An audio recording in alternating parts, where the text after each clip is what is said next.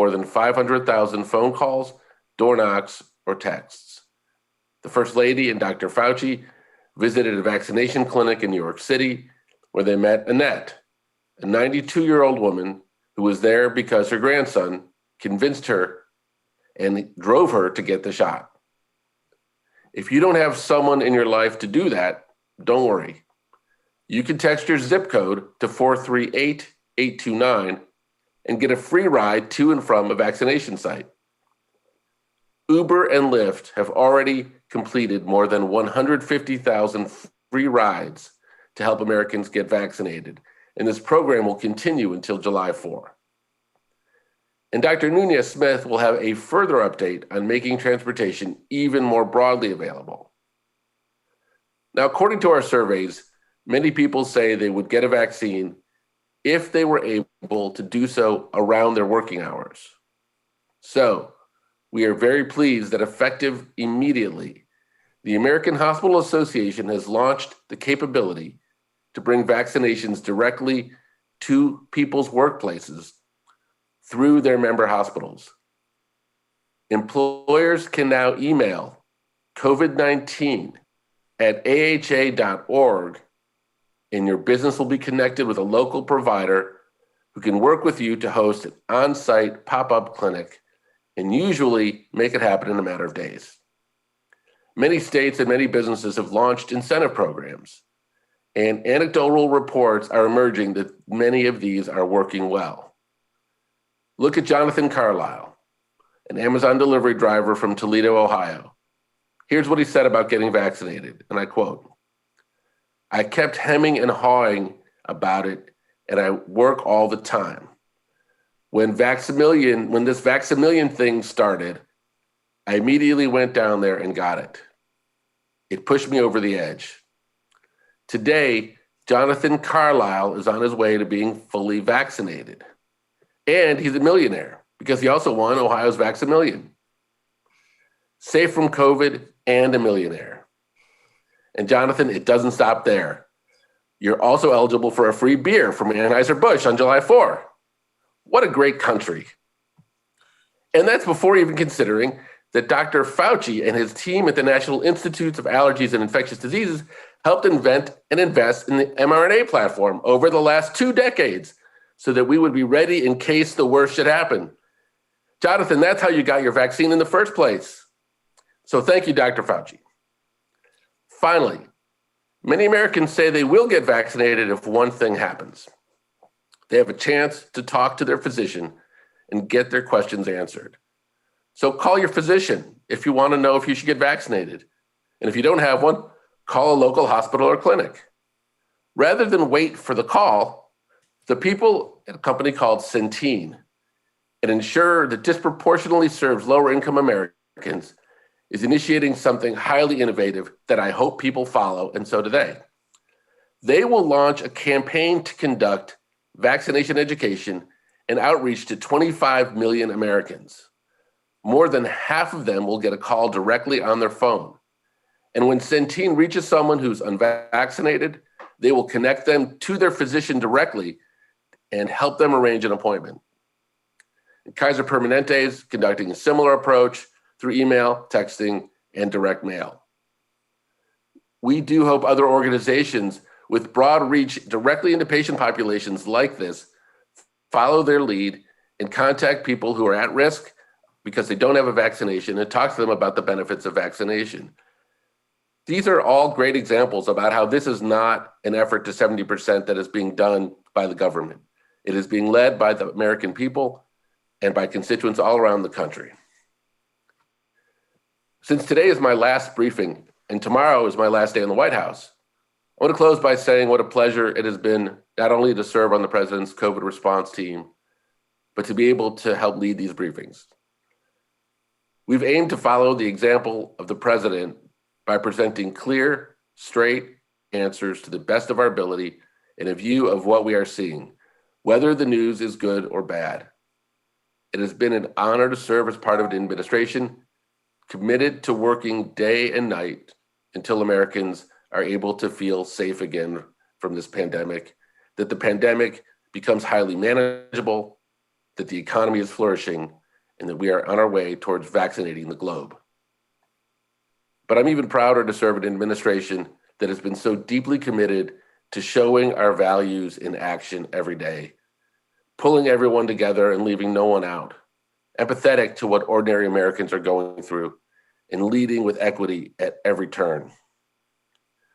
Even as so much of what we cherish is returning, we cannot let our progress be a reason for taking our foot off the pedal. Threats remain.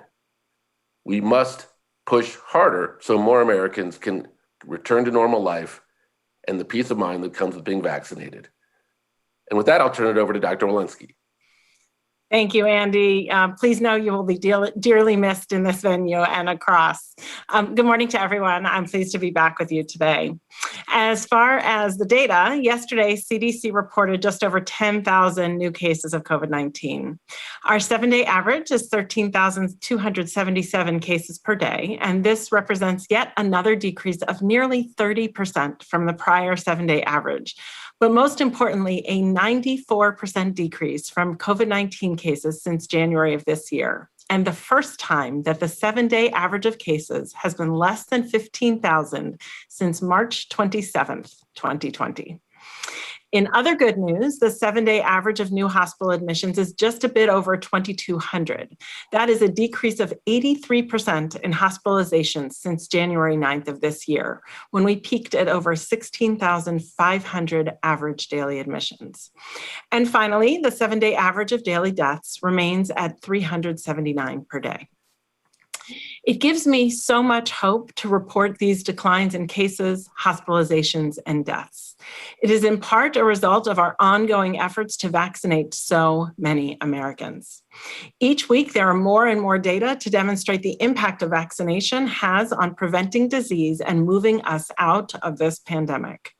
Today, CDC published an MMWR that demonstrates how high vaccination coverage in older adults in the United States has served to reduce COVID-19 cases and severe outcomes. In this new CDC study, we looked at the rates of cases, emergency department visits, hospitalizations, and deaths across all age groups, both before and after the COVID-19 vaccine was available, from December 2020 to May 2021. We observed larger declines in COVID-19 cases, emergency department visits, hospitalizations, and deaths in adults over age 65 who were prioritized for vaccination in the early phases than in adults aged 18 to 49 who were less likely to be vaccinated. By comparing data from November and December of 2020 before vaccine rollout with data from April and May after vaccine rollout, and by stratifying the data by age groups, we were able to see the critical contribution of vaccination coverage on reducing COVID-19 cases, severe illness, and death, especially among those over age 65. As of today, we have administered over 300 million doses of COVID-19 vaccine. More than 85% of adults over age 65 have received at least one dose of a COVID-19 vaccine, and 75% are fully vaccinated and protected. Still, we have a lot more work to do, especially in younger age groups. Of Americans that qualify for a vaccine, those that are age 12 and over, we have been able to vaccinate 50% of the country. This is great news, but there is more work to be done. During this pivotal month of action, if you are not vaccinated, please go to vaccines.gov, text your zip code to GetVax or 438-829, or talk with your healthcare provider, state or local health department, or local pharmacist to find out more about getting vaccinated. And if you've gotten your first dose of Pfizer or Moderna, don't forget to get your second, either 3 or 4 weeks later. I'll stop here and turn things over to Dr. Fauci. Thank you very much, Dr. Walensky. Before I start, let me just underscore what Dr. Walensky said about how much we will miss Andy Slavitt. Andy, you are a class act, and we will miss you greatly. What I'm going to do right now is spend the next couple of minutes talking to you about a subject that has gained a lot more attention over the last few days, and that has to do with the variants in general, but particularly in the variant which we now refer to as Delta, or the B1617.2, which in fact, as you know, originally was noticed in India and dominated in certain states in India, but now has spread throughout other elements and other areas of the world. Next slide. So let's just take a quick look at that. It's reported in 60 countries, including the UK and the USA. Clearly now its transmissibility appears to be greater than the wild type, namely the alpha variant. It may be associated with an increased disease severity, such as hospitalization risk, compared to alpha, and in lab tests associated with modest decreased neutralization by sera from previously infected and vaccinated individuals compared to the alpha. However, fortunately, 2 doses of the Pfizer vaccine and AstraZeneca appear to be effective against the Delta variant. There's reduced vaccine effectiveness after 1 dose, however, and I'll get back to that in a moment. Next slide. This is a publication from what I had mentioned to you at a previous briefing from Public Health England, and it has to do with the effectiveness of the COVID-19 vaccines against this Delta variant. Just to reiterate, 2 weeks after the second dose of the mRNA Pfizer-BioNTech, it was 88% effective against the 617, and just like we've shown multiple times, over 93% effective against the B117. Take a look at the last bullet. 3 weeks after 1 dose, both vaccines, the AZ and the Pfizer-BioNTech, were only 33% effective against symptomatic disease from Delta. Clearly important about why a second dose is so important. Next slide. Now, what about what's going on in the UK, and why should we learn lessons from this, and always getting back to the situation of why it's so important to be vaccinated? In the UK, the Delta variant is the rapidly emerging as the dominant variant, greater than 60%. It is replacing the B117. The peak transmission in my conversations with and the data associated with the UK, when talking to their health authorities, the transmission is peaking in the younger group of 12 to 20-year-olds, namely that group that we're concerned about here, about making sure they get vaccinated. And as I mentioned before, there's poor protection after a single dose of either the mRNA or AZ vaccine. Next slide. This slide graphically demonstrates in the darker part of the slide, the red, the emergence of the B16172 compared to the lighter pink, which was the original B117. It's essentially taking over. Last slide. So let's look at where we are in the United States. That variant, the Delta variant, currently accounts for more than 6% of the sequenced cases in the United States. This is a situation the way it was in England, where they had a B117 dominant and then the 617 took over. We cannot let that happen in the United States, which is such a powerful argument to underscore what Dr. Walensky said. To get vaccinated, particularly if you had your first dose, make sure you get that second dose. And for those who have been not vaccinated yet, please get vaccinated. This is the national month of action. We want to get to and above the goal of 70% of the adult population receiving at least 1 dose by the 4th of July. I'll stop there and over to you, Dr. Nunes-Smith. Hey, thank you so much, Dr. Fauci, and good morning to everyone. As we know, for our national vaccination campaign to be successful, everyone in our country needs to benefit from the scientific discovery with the vaccines. We absolutely cannot beat this virus without making sure there's a plan that works for everyone and works for all communities. So to ensure that we are truly reaching everyone who is unvaccinated in this phase of our vaccination program, in this month of action, we are working hard and continuing to make progress in addressing the structural barriers that many people face in terms of access. We're focusing even harder on meeting people exactly where they are.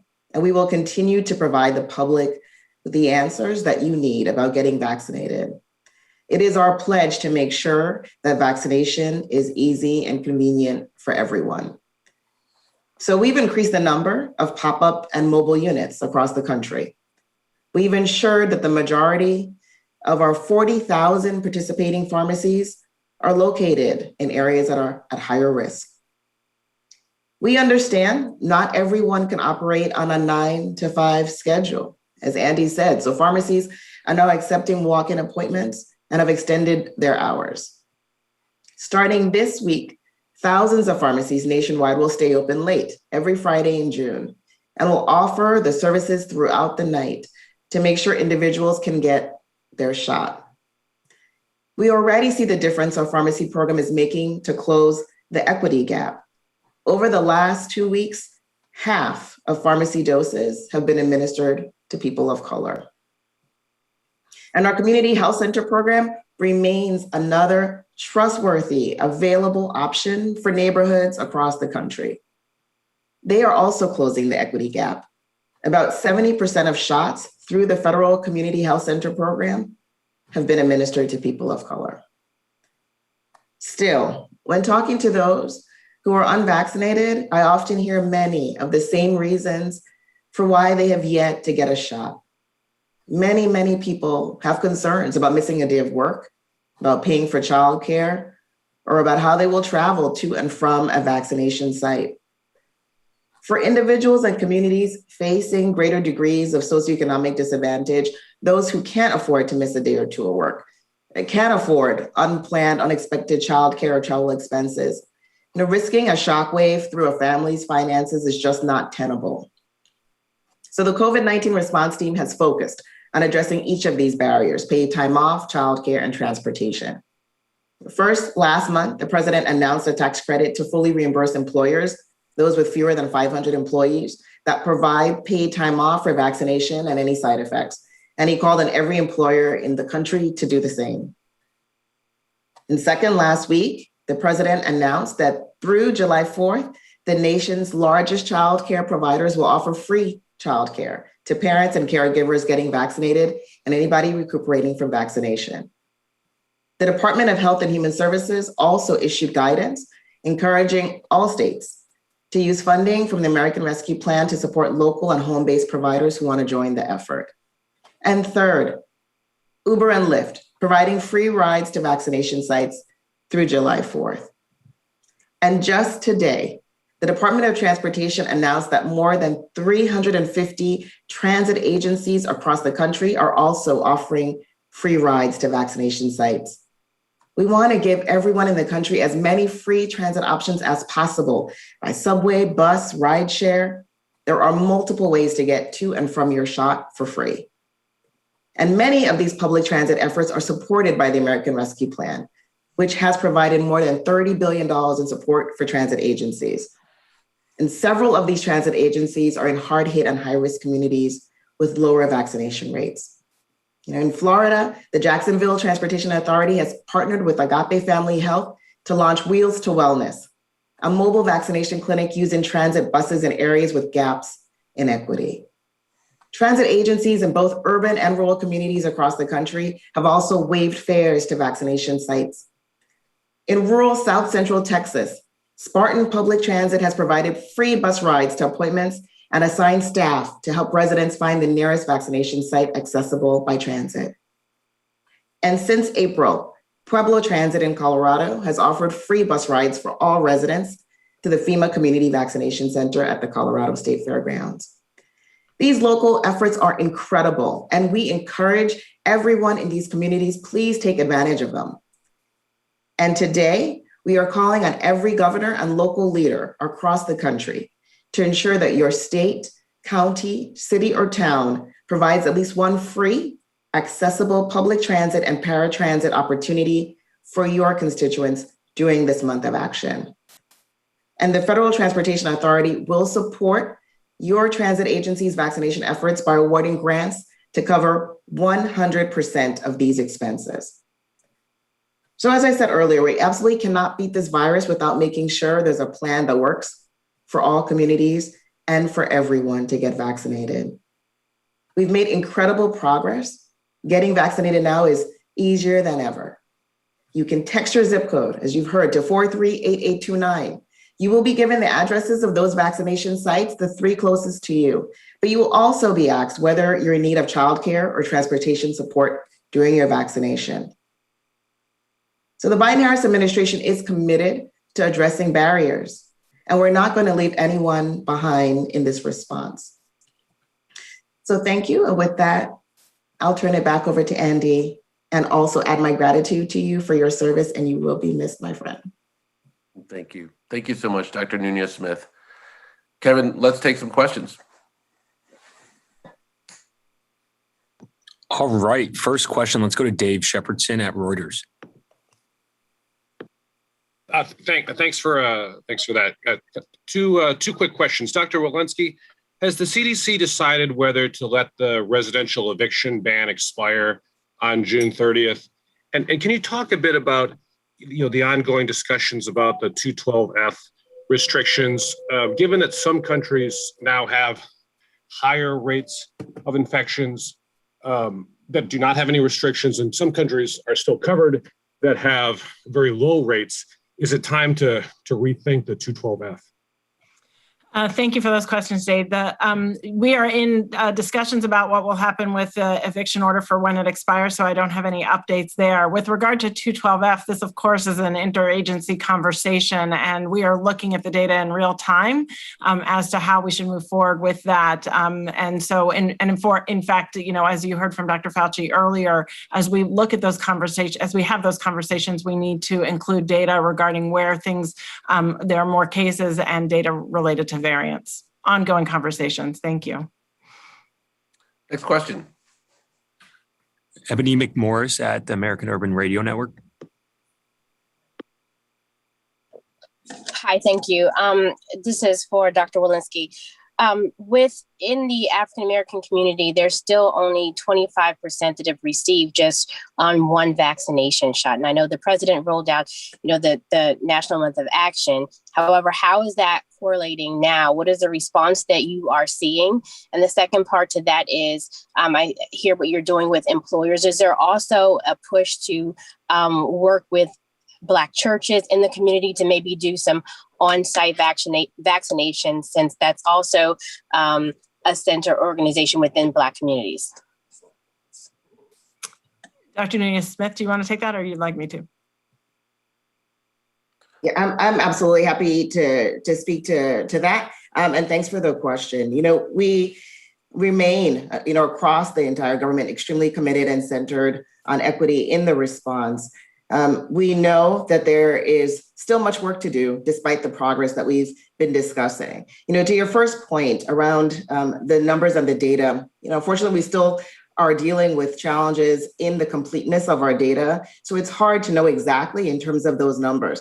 But we are pushing, absolutely, the comprehensive efforts to make sure that we meet people where they are, that we address all the structural barriers. And to your key point, that the partnerships are deep with community leaders, faith-based leaders, organizations. And so there are indeed efforts, and you're right, have been extremely successful in partnering with houses of worship, the Black Church. The president also announced a new initiative, Shots at the Shop, partnering with barbershops and beauty salons. So making sure that we connect people, it's easy, it's convenient, people have their questions answered.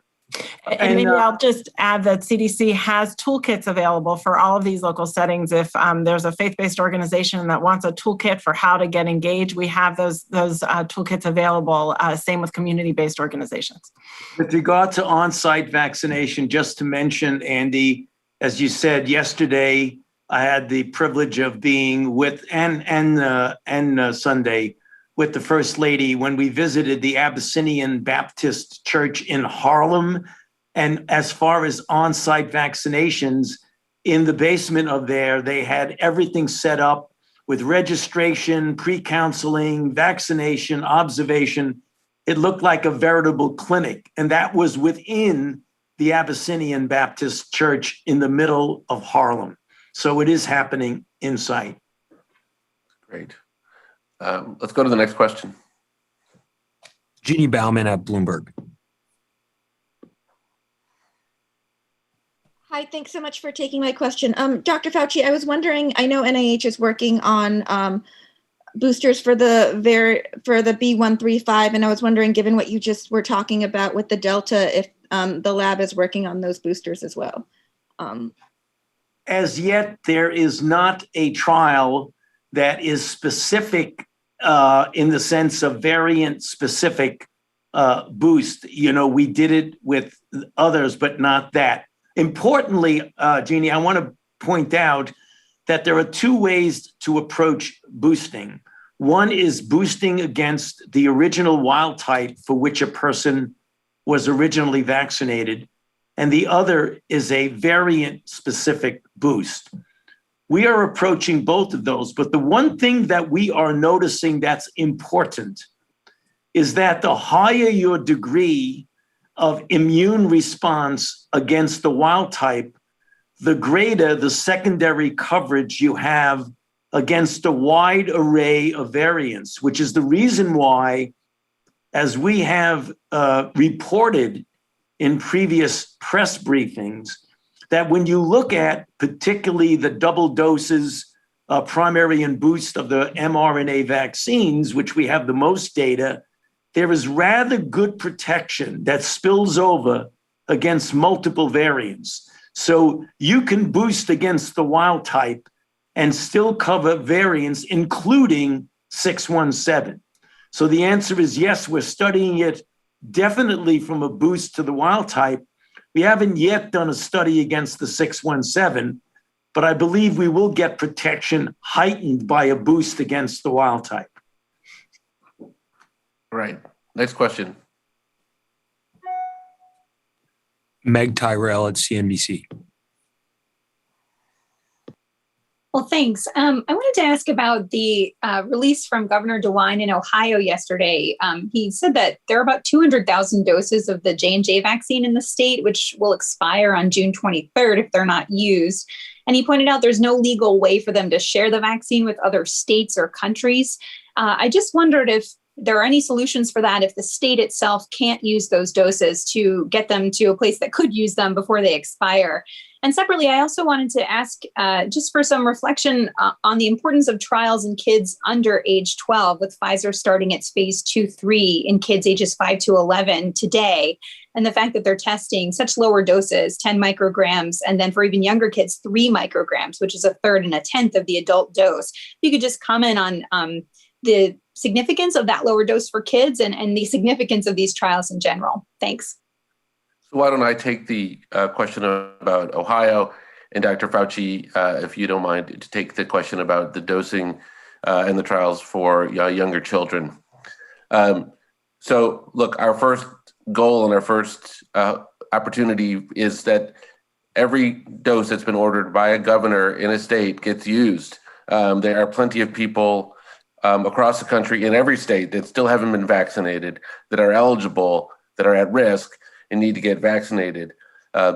There is a very, very small fraction of doses that have been sent out to states that will ultimately not be used. These will be fractional amounts and really will not have any significant bearing on our ability to commit to distribute vaccines globally. We are going to be distributing, as the president committed by the end of July, 80 million doses globally. And we have, as the president has said, we are going to make this country a hub of activity of manufacturing, distribution, promotion of vaccines in far greater numbers. So we would also, final small point is, would encourage every governor who has doses that they worry may be expiring to work with the FDA directly on the proper storage procedures as we continue to examine, as they continue to examine processes that will allow the doses to potentially last longer as they go through those trials. Dr. Fauci, do you want to take the other piece? Yes, thank you, Andy. A good question. The idea of when you're going from an adult trial with adult doses, we do standard, this isn't anything unusual, what's called an age de-escalation and a dose de-escalation study, where you actually go from 12 years to 9, 9 to 6, 6 to 2, and then 6 months to 2 years. And when you get down to the younger children, it is not at all unusual to diminish the dose, as you pointed out, when it goes down to 10, and then when you go down even lower to 3, which is entirely compatible with the way you do both age and dose de-escalation studies. Next question. Caitlin Collins, CNN. Thanks very much. Andy, just one quick question to follow up on what you just said. You said that the doses are supposed to be out the 80 million by the end of July. I just want to confirm that is supposed to be the end of June, right? And then my other question, just to follow up on the J&J doses, you said it's a small fraction that is set to expire, but the Wall Street Journal says it's millions of doses that are set to expire by the end of the month. So even if these states and these governors are contacting the FDA, what is the federal government's plan to make sure that, you know, not even a single dose goes to waste? Yeah, so I believe you're right about June, and I may have been confused. So we'll make sure that we're straightening that out.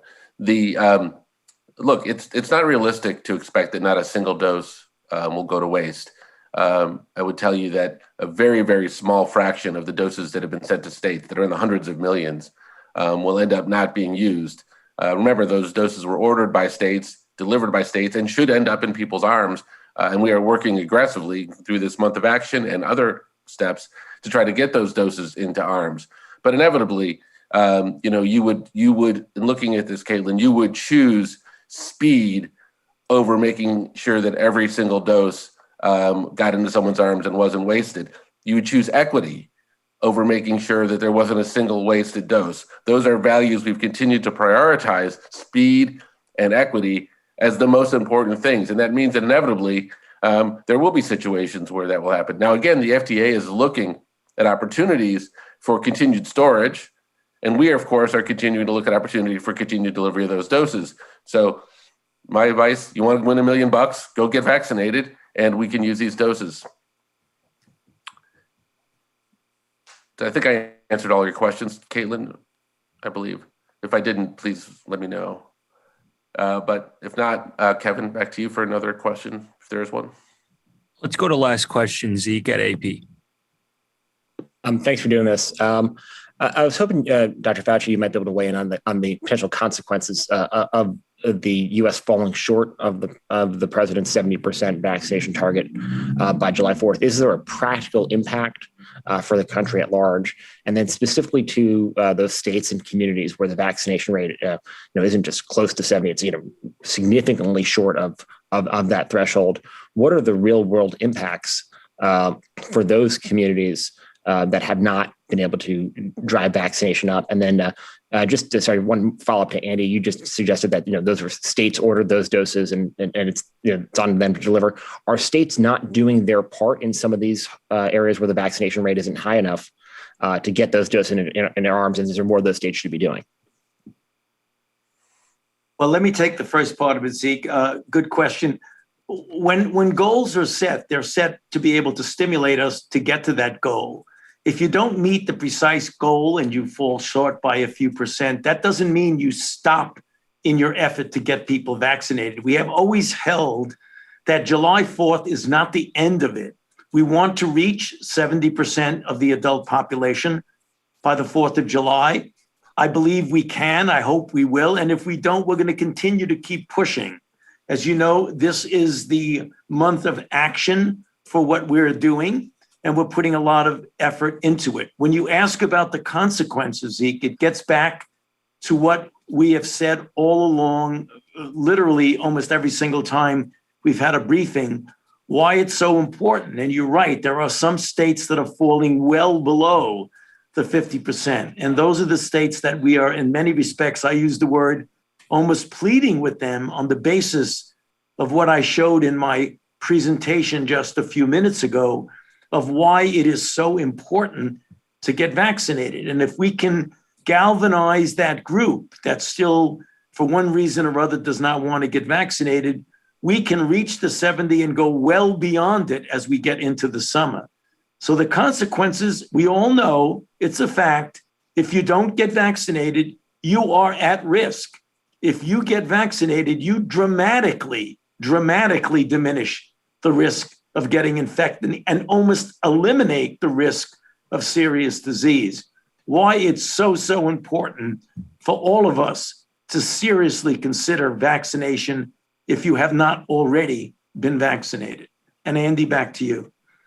Yeah, see, to your other question, remember that not so long ago, we were in a much more acute phase of this crisis. Governors were doing their jobs as the best they could, ordering as many doses as they felt they needed to be able to combat this very significant threat.